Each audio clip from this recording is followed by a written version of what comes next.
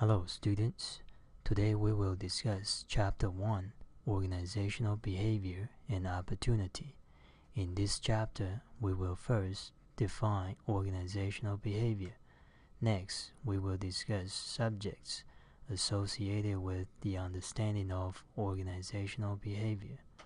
This is followed by the discussion of two perspectives of analyzing human behavior.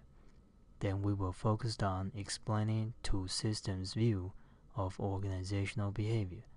Finally, we will address approaches for learning organizational behavior effectively. So what is organizational behavior? Although there are various definitions for organizational behavior, it generally refers to the study of individual and group dynamics in organizations. Given this definition, we can see that in order to understand organizational behavior, the study of related subjects is needed.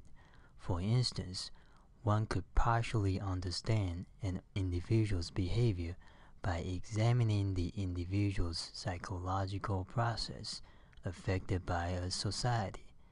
This would mean human behaviors could be understood from the perspective of sociology. Therefore, keep in mind that learning organizational behavior involves learning other subjects as well. Even with the involvement of multiple subjects, scholars of organizational behavior have categorized factors affecting human behaviors into two perspectives. First is the internal perspective. This perspective assumes that human behaviors are mostly affected by internal forces, such as personality traits. For instance, we could explain why an individual does not like to socialize with others by stating that the individual is an introvert. However, this assumption has been criticized by scholars of the external perspective, which suggests that external forces determine an individual's behavior. For instance, we might see an employee who is an introvert participates in a social event held by the company. The problem right here is that if the employee is an introvert, he or she would probably not want to participate in the event. Then what causes this behavioral change? We could argue that it could be because the employee is forced to participate in the event. Otherwise, he or she will be fired. In other words, being fired serves as an external force that affects the employee's behavior. The key right here is that both perspectives provide us with unique viewpoints of understanding human behaviors, and therefore are both useful.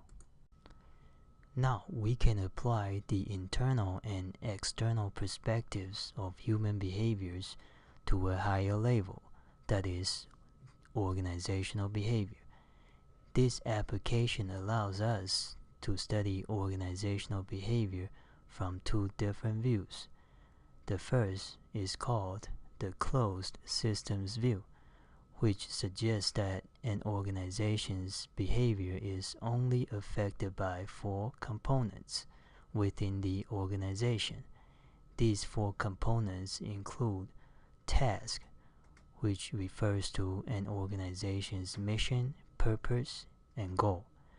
The second component is people, which refer to the human resources of the organization. The third component is technology, which refers to the tools, knowledge, and the techniques used to transform inputs into outputs. Finally is structure, which refers to the range of tools, knowledge, and techniques used to transform inputs into outputs.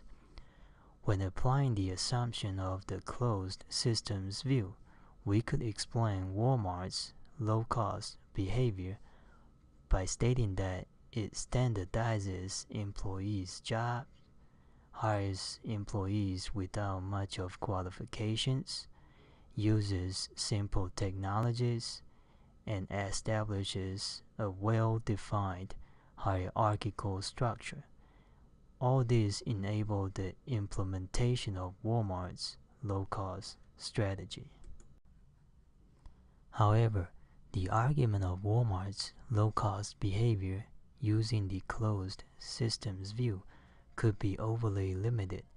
For instance, it could be that there are customers demanding low-cost products, which reinforces Walmart's use of low-cost strategy.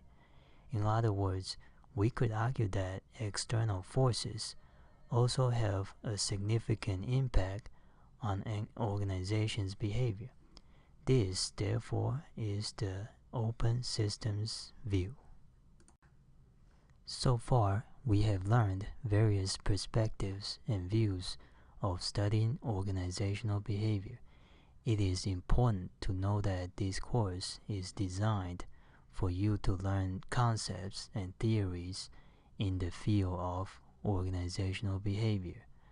When teaching you concepts and theories, I will also give you real-world examples. Finally, you will be provided with opportunities for applications of what you learn from this course. Therefore, make sure you engage in positive learning behaviors, such as being responsible and open to new information.